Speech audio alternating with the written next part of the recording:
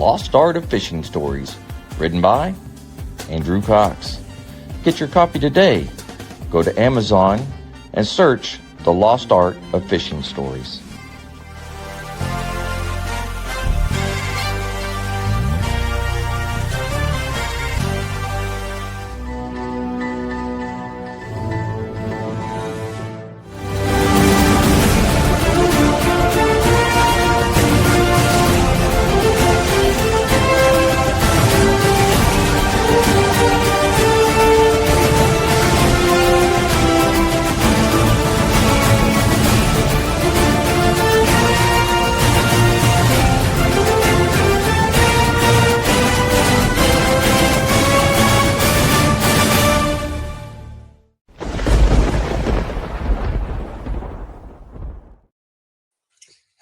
Hello, my friends, and welcome back to the Lost Art Project, Veterans Voices. I am Andrew Cox. I'm the founder and executive director for the Lost Art Project, Veterans Voices nonprofit.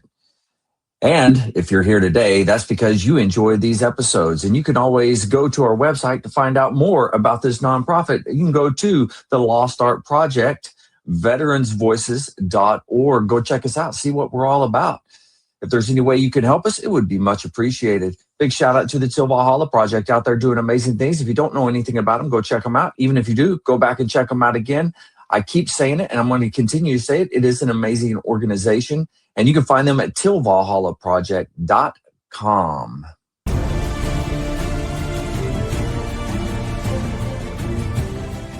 Are you a Marine veteran? Are you missing that bond you had on active duty? And I have a place for you.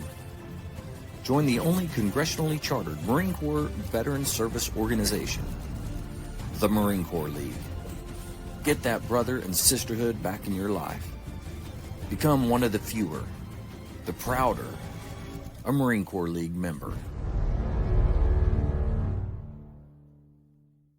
For everybody out there, if you're struggling, you need help, anything like that, there are some good resources out there. You can always dial 988, press option 1. You can always text 838-255 or go to veteranscrisisline.net, click on that chat icon. Any of those options will put you in contact with somebody that can help you out. Remember, one veteran life loss is one too many. I care about you and the whole veteran community cares about you. So please reach out for help. And if you're out there, you're not struggling, reach out to the buddies you served with, ask them how they're doing. And if they need that helping hand, please give it to them. Until next time, stay motivated, change your socks. No more 22! Honor the journey and finish the fight!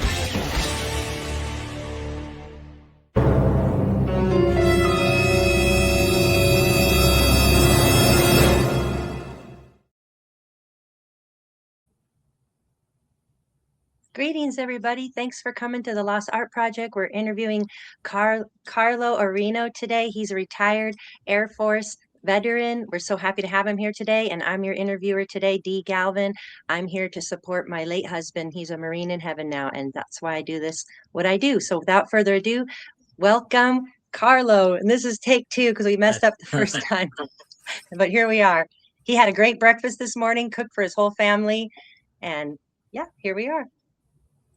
All right. So, Carlo, we were talking about on our first take, so we're redoing it, your childhood and how you grew up and all that good stuff. Okay. All right. My childhood, as I was saying, it was an amazing childhood. So I'm Gen X, and everything that you think of a Gen X kid did, that's what I did. My brother and I, we grew up just riding our bikes everywhere around the neighborhood. Both our parents worked. My dad was in the Navy. My mom worked at a bank. And we were completely feral. We played outside until the street lights came on. We drank from the garden hose. We got in a little trouble, but it was fun, and I enjoyed it. It was great. That's awesome. Good childhood. I'm Gen X too, so we were together out there. Yeah. And what led you to join the Air Force? What made your decision to join? Or did you? I think you told me you joined somewhere else first. That's right. Yeah. So growing up, like I said, my dad was in the Navy, and watching him, you think I'd be inspired to join the military too. But no, that's not the case. when I was growing up, I couldn't stand it. I didn't like moving around so much. My dad was gone 6 months at a time, and I swore to myself, you know what? The military is not going to be for me. I'm not going to follow my dad's footsteps. But growing up, I got in trouble a lot. When I was a teenager, I'd cut school, get into trouble, and I graduated high school, and it was more of the same. And one day I woke up and I looked at myself in the mirror and said, I'm not getting anywhere at this point, at this rate. So I did make a big change in my life. So I decided to join the military, and I chose the Army at first because I didn't like Navy ships. They smelled funny. I get seasick. And I figured, the Air Force, I think it's a little too easy. And the Marine Corps, that's too hardcore for me. So I chose the Army. And then my first MOS was 55 Bravo, which is ammunition specialist. And I was there for about 5 years active. And during that whole time, whenever I saw the Air Force guys, they're just living life. They're eating ice cream out in the desert. Like, I want ice cream.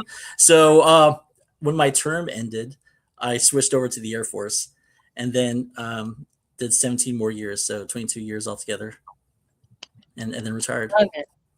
I did hear they have better food at the Air Force. My husband told me about that. Oh yeah. So then you went to boot camp. How was boot camp for you? It was tough, but at the same time, I had a good time. I was fortunate enough to go to a boot camp that was all male, and it was in Fort Sill, Oklahoma. This was in 1996. Wow. Yeah, so that's 30 years ago. This was the Army, right? We're starting at the Army boot camp? Yeah, our Army basic training. Yeah, Fort Sill, Oklahoma. It was once you figured out how things worked, and how to not anger your drill sergeants, and just do what you're told, then everything will be okay. Smooth sailing. Nice. And let's hear more about your military training. Okay, military training. I got some fun stories about this. So, as a teenager, I took martial arts. So Tong Sudo, it's kind of like Taekwondo, and some of the skills we learned is to fight with the bow staff, like the long pole. So I decided to incorporate those skills in the pugil sticks fighting. So it's those big giant Q-tips, and you have this helmet on, for protection. That's the only protection you have, and you're just duking it out with another guy. And so we did that, and I was getting all fancy, twirling the pugil stick around and just tagging this guy left and right. He was a little bigger than me, and he was getting tired of my shenanigans. So he did this crazy attack where he just kind of like the butt stroke on the rifle, right in the middle of my forehead. When I fell down, someone described it as a Nestea commercial of the guy falling into the swing pool. Oh man! And then my drill stepped over my head. He says, "Private, you got knocked out." Everybody's cracking up. I wish we had that recorded. That sounds hilarious. Yeah. And how about some of your duty stations that you want to share, experiences and places you went? Okay, my first duty station was Fort Hood, Texas, the largest military base in the free world. So, from what I'm told, and so that was my first duty station. But originally, I was supposed to go to Japan, but that was my first orders while I was waiting after my advanced individual training, AIT, and I was so excited because that was my dream assignment, right? But my security clearance took a long time to do, and after 6 months just waiting, my assignment got released somehow and then got sent to Fort Hood instead, which I was bummed out about it, but Fort Hood, I did have an awesome time. Nice. And how about your deployments? My first deployment was to Kuwait. This was in 1998, I believe, and this is during the time where NATO was trying to see if Iraq had nuclear weapons or weapons of mass destruction. And then so we're over there on the border, just standing by. And that was pretty interesting because when we first landed there was nothing. It was just a flat ground with nothing, no facilities, and we had to build up from there. And because we're just like really close to the border. And I do recall not showering for the first month, so it was rough.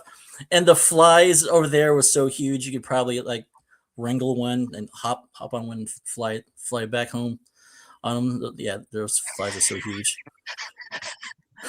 Oh man. Rodeo, fly rodeo. Yeah. Was there any other deployments or? Yes. There after 9/11, I was fortunate enough to not go as early, but eventually I was able to go. It was towards the end though. It was in 2011, Operation New Dawn. So that's during the closing of that situation, and I was deployed to Camp Liberty in Baghdad, Iraq, and that was interesting because I was there for about 6 months, and what was awesome is we're there with other countries. There was, oh wow, Australia, England, oh not England, UK, and what else? There's an African country. I'm trying to remember. I can't remember. But so there was these soldiers from Africa who got kind of a sweet deal. If they could do 6 years over there, which was wild, 6 years straight, by the end of their term, they basically have enough money for life for their family. So those guys were really disciplined. They see their goal of like, okay, this is for my family, and they were awesome. Like they're the kind of guys you want to go out outside the wire with. So man, I'm trying to remember what country it was. It just kind of escapes me. Yeah, this is back in It bums 2011. you out because But you want to yeah, honor them. I know. And yeah, it'll come back to me. But yeah, but they So were an you awesome really group. enjoyed working with them. You got some fun stories about working with them. This sounds like some good stuff. Well, they were pretty clean. They didn't goof off like some of us did, because if they get in trouble, then the contract is, the deal's over. So they're pretty on point. They're pretty squared away. So they were like a role model for you, maybe. Did you learn from them? Yeah, and what's pretty awesome is they were all Christians, so they had Christian names, Oh, and yeah, a lot of them had names from the Bible too. So oh, it was pretty cool. Um, but they did since they were there longer before us, since their tours 6 years. They showed us around. They showed us the ropes. What to look out for. They spoke really good English too, and yeah, they just had some amazing stories about their home life and their families back home and how much they miss them, and you kind of feel for them too, right? Because like they're there for so long. But yeah, it was awesome experience. Scary too. What I did was I was usually the turret gunner for the Humvees, since I'm one of the few guys who was qualified on the M240 Bravo machine gun. So that's what we use on the on top of the Humvees. Also, as Overwatch for the main gate, I was on that as well. And since I was the designated marksman, I did have assignments where I had to stand on a watchtower and oversee the air traffic control personnel changing their shifts, because there's a high kidnap threat around that area. So I was overwatching them with my scoped rifle and just making sure that they're okay. wow. That's awesome. Thanks for doing that. hmm That's so I like visualizing it, like from a movie. And when you left the service, what was that like? You know what? Towards the final few years, I was just looking forward to it so much, and being able to spend more time with my family. And when I got out, yeah, I miss it. I miss the Oh, camaraderie. I miss joking around with the guys, and it's just this different kind of bond that you have with them. That's not like, I still have friends from high school, forever, and they're awesome, but it's different. There's this this thing they called this type of I'm like a loss for words. When you're going through a hardship with a group of people, and trauma bonding, that's what it's called. Trauma bond. I'm trauma bonded with these guys because we're going through hard training, tough situations, scary situations, and when you share that with somebody, there's a special bond that you have with them that's unlike like a childhood friendship, which those are special in its own right, but being trauma bonded with a group of awesome people, it's totally different, and it's one of those things where we never forget about each other, and whenever we see each other, it could be years and years down the line, and we could just pick up like nothing happened, like we just saw each other yesterday, and just picked up where we left off. So that's the kind of friendships that like you can't have anywhere else, really. I love it. Thank you. That was a really good explanation. I feel like I understand it more. That is amazing. Mm, Similar to being a widow with my other widow friends and widowers I mm. meet, but not quite the same. I think your bond sounds very powerful. It sounds amazing. So, oh, did you meet your wife in the service? No, we've actually known each other since high school. Well, I was in high school; she was in middle school. So we were just friends, just friends. We didn't get together until into our 20s, and yeah, started dating in 2000 and got married in 2005. Oh, so you were already in the service though, because you went in the Yeah, 90s. yeah, yeah, Okay, cool. And you started having kids right around that time, I guess, yeah. or It's soon 10 after. months later. Yeah, don't you have like, is it I have five? I three. saw I have them. three Three. What kids. was I thinking? They must have been some friends with them that day. Oh yeah, right. Yeah. Three kids. That's a Yeah, lot for me. my oldest Marcus, he's 19, and then my middle is Dominic, he's 15, and my youngest daughter is Amethyst, and she's 11. Yay. So what you left the service and what was life like after service? Like what did you work? How was it with your family? What was the challenges? How'd it feel? Well, you know what? When I was in terminal leave, I had 2 months worth of leave saved up. So my retirement date was 2 months earlier. So I was still getting receiving a paycheck for the 2 months and so paid vacation. But I had a job lined up, and it was a few of our other retired um, former squadron mates, and they found this gig doing executive security for a very well known, high profile CEO that's in the area, and so since we had a specialty in security.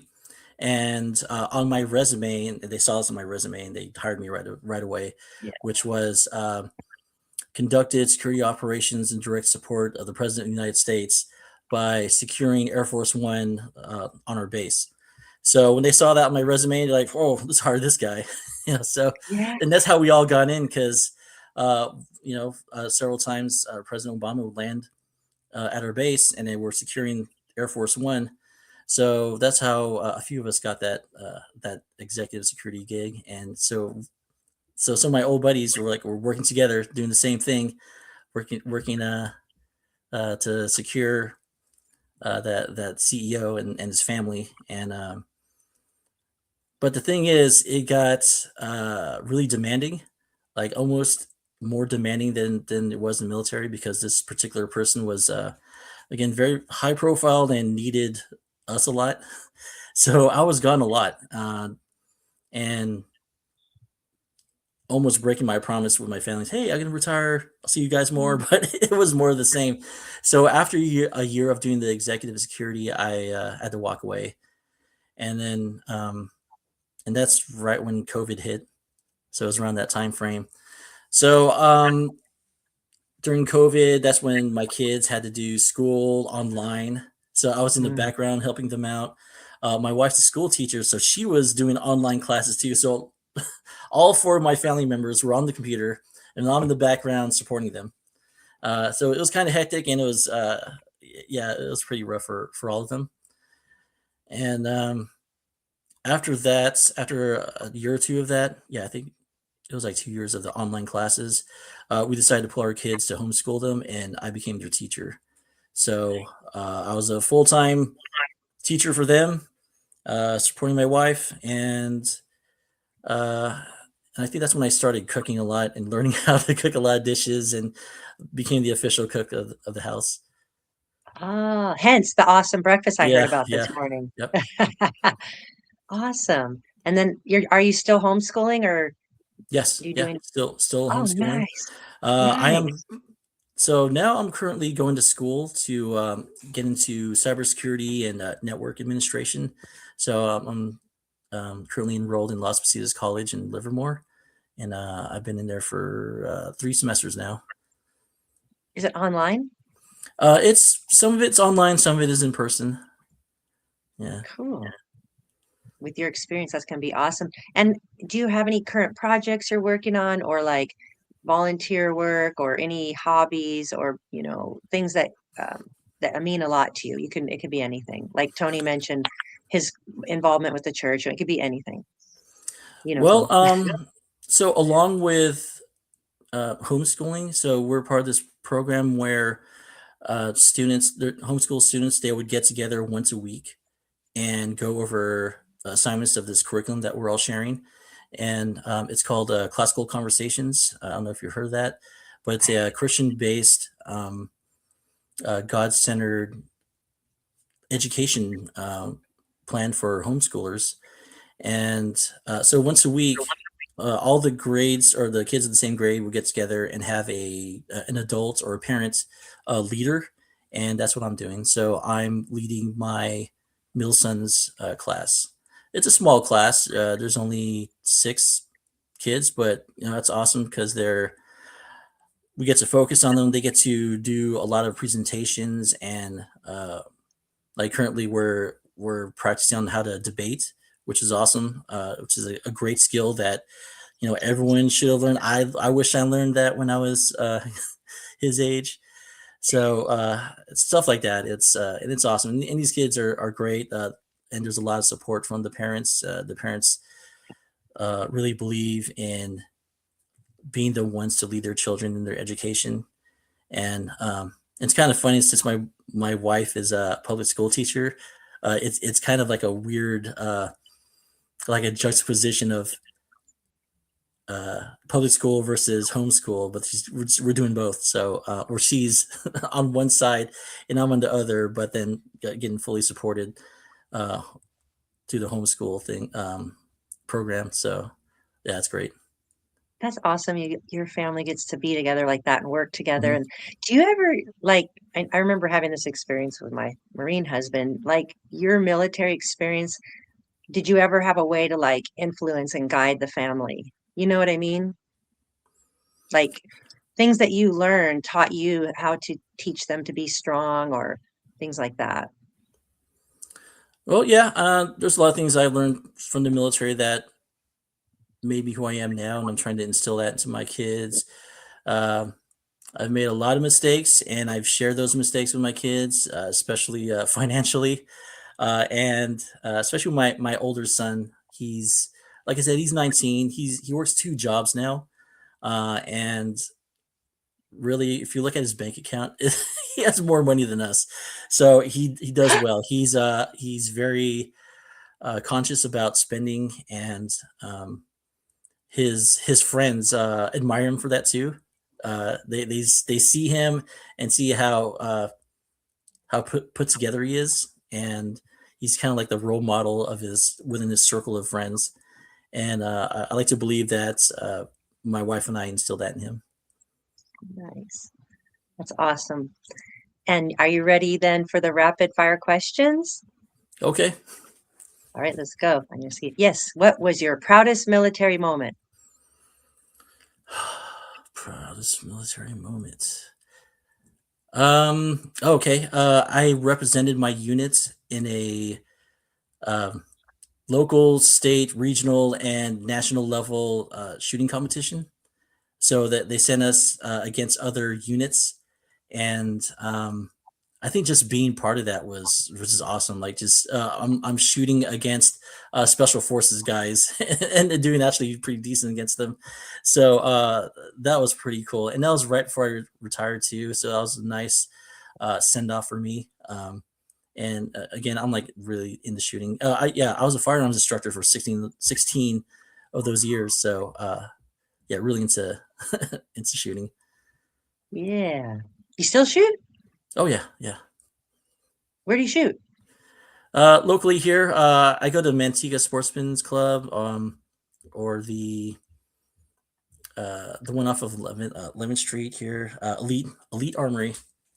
So I go Nice. there too. Do you hunt by any chance? I've done that one time. I went hog hunting in Tennessee, and it was a crazy experience because the rule is if you shoot a hog, that's you dress the hog there too, meaning you open them up, remove their guts out there and stuff. So yeah, for those who don't know. And Absolutely. I didn't know how sweaty you could get doing that because you're really working. Yeah, That's funny. that was fun. Oh, that's awesome. Thanks for sharing that. And then what was your most embarrassing military moment? Oh, this is awesome. Okay, so this is when I was in the Air Force, and being part of the so I was security forces, which is the military police of the Air Force, and I was in charge of playing music for when our guys go out to bring up the flag. And then so my guys were taking care of the flag, and I'm playing the music that goes over the speakers, and and the music is attached to the laptop I was using, and my email notification is this guy saying, "I got mail, yay! I got mail, yay!" So while the music was playing in the loudspeakers throughout the whole base, and then my guys are out there hoisting up the flag, saluting, and I got an email during this situation, and it went through the whole base. I got mail, yay! I got mail during the national anthem playing as the flag was going up, That's and great. and my supervisor was pounding on the door. We have a secure door. He was pounding on the door, and me, I'm freaking out, trying to like undo this thing. And the whole time I was cracking up. I was laughing. And my supervisor, even though he was angry and pounding on the door, he was cracking up too. Like both of us were laughing for an hour straight. And the whole time I was thinking, oh man, I'm gonna be in so much trouble, right? But luckily, what saved me was the day before was this huge training exercise, like a whole base training exercise. And everybody decided to come in like much later. So only a few people heard. Oh, darn it. Did they hear you Yeah. guys laughing and him banging on the door too? Like No. It that got was turned off. hard lined to the laptop, so it wasn't a live microphone, but it was a feed to the speakers. That's So funny. yeah, wow, that was so At least, funny too. at least he was a good leader and he could laugh about it. That's awesome. Yeah, yeah. So if you could be one specific military leader for a day, who would that be? Like by name? Leader, huh? Like, and being able to give command of that whatever It unit it could he's in it charge could of. be it could be a role, but yeah, anything. Just one military leader, like just whoever or whatever. It could be a role too. Or like a Yeah. famous person like Napoleon. If you can think of a person, that would be great. But if you can't, like our friend Tony, he had a role, and that's fine too. Whatever you want. Huh. Well, Stump. I don't know. I love being a squad leader. I would love to be a squad leader again. There. It was great. It was because it's a smaller group. It's a more tight knit. It's not like being in charge of a company or battalion, but a squad. I remember my squad was great. Each of them had the role. They did that role perfectly, and I missed that. And it's a little different in the Air Force because this was when I was in the Army, and we knew our roles, we knew our assignments, and whenever we did our exercises and reactionary drills, everyone did it perfectly, and I was just so proud of them. And this is when I first put on my sergeant stripes too, and just that feeling of like, wow, I have my squad, and this squad is like perfect, and I miss that, and it's just that particular squad too. Yeah, does that suffice for an answer? Yeah, it does. So you were Yeah. like a really good, it sounds like you were really good at getting them to do their job Mhm. like just right. And what was that like? Like, because I know as a leader, so I'm kind of curious because I'm a supervisor at work. Like, how did you inspire them to, you know, do what they're supposed to do and feel happy about it and, do it right? I think it was just I was just blessed with having just a great crew. I am like each of them was squared away, and none of them were like not taking it seriously because they totally took it seriously, and I was proud of them for that, and they made my job easier. So um, I guess as a follower, you want to do that for your leader so that your leader will spend more time and energy thinking up of like if there's strategies or problem solve a situation, give them time to do that rather than worrying about someone not doing their job.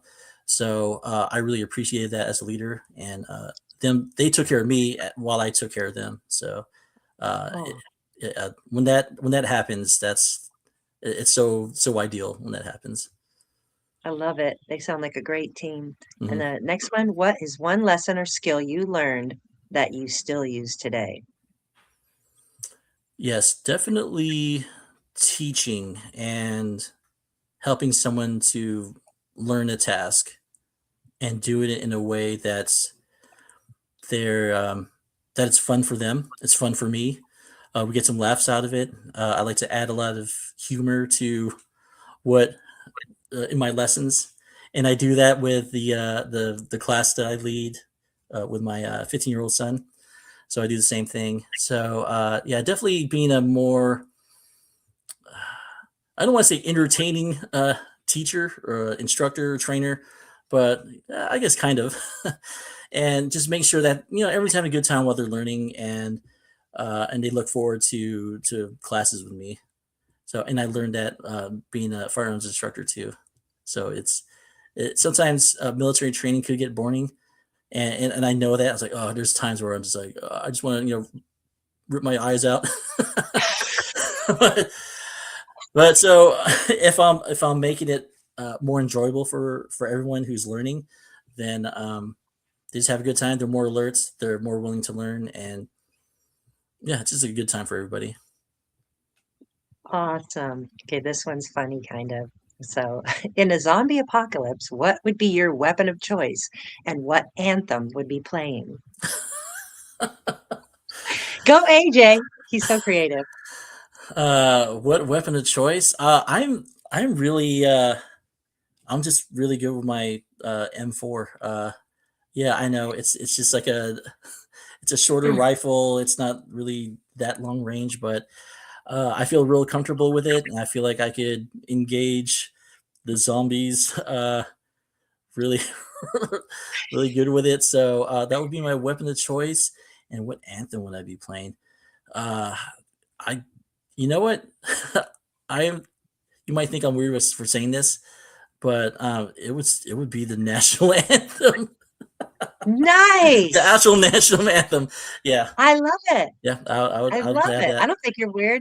It's inspiring. That's powerful too. You with It that is. gun and the national anthem, zombies Yeah, getting their heads blown off. I love it. Okay, yeah. here's a kind of fun one. What animal best describes your time in the service? Animal. Hmm. This may sound cliche, but sheepdog. That would be me Why? Why? because you know I'm I'm loyal, and I want to protect Oh, protect those who need protection, And that's what I did in the Air Force. So security forces, we defend the force. That's the motto, Defensor Fortis. And then I protect my family, look after them. So yeah, sheepdog would be it. Oh, I love that. And then, knowing what you know now, would you do it all over again? Would you go back and, Oh, absolutely. Army, Air Force, all of it? Absolutely. All of it. Yeah. Army and Air Force. Like I would do it all again. Yeah, Nice. definitely. Oh, I shouldn't have pushed that button. Hopefully I didn't mess it up. What words of wisdoms would you have for our listeners? Don't eat cookies in bed. No, I was kidding. I'm going to say the same thing that my recruiter told me before going in. And he said, the Army is what you make of it, but I could say that with anything, a job, what you do at school, it's what you make of it. It's what you put in. And if you don't put in, then you're not going to get much out of it. It's like, sowing seeds, and then if you take care of that, you nurture it, and then you'll have this awesome return at the end. Awesome. And I think that's all the questions. Yay. And then I just have to give my words of wisdom, and my closing is just heroes don't wear capes. They wear dog tags. And thank you so much. Thank you so much for coming, Carlo. I love hearing about your Air Force experience, and send my love to your family. And I hope you have a really good day. And now I'll do the exit intro. Thank you so much. You're welcome. Let's see. Sorry. Still a newbie here. Exit one. Here we go.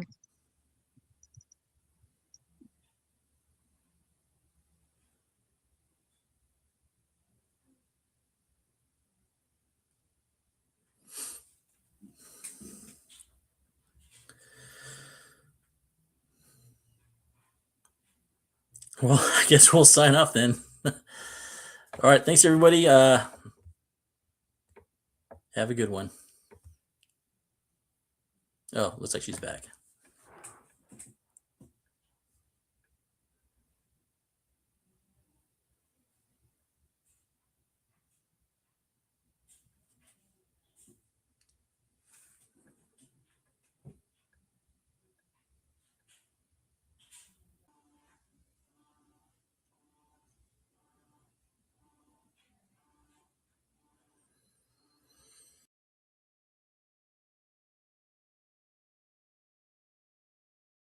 Art Project Veterans Voice. Every day, we lose another veteran, and with them, a story that can never be told again.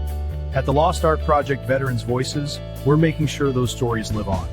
Join our Founders Circle today, because preserving history isn't someone else's responsibility. It's ours.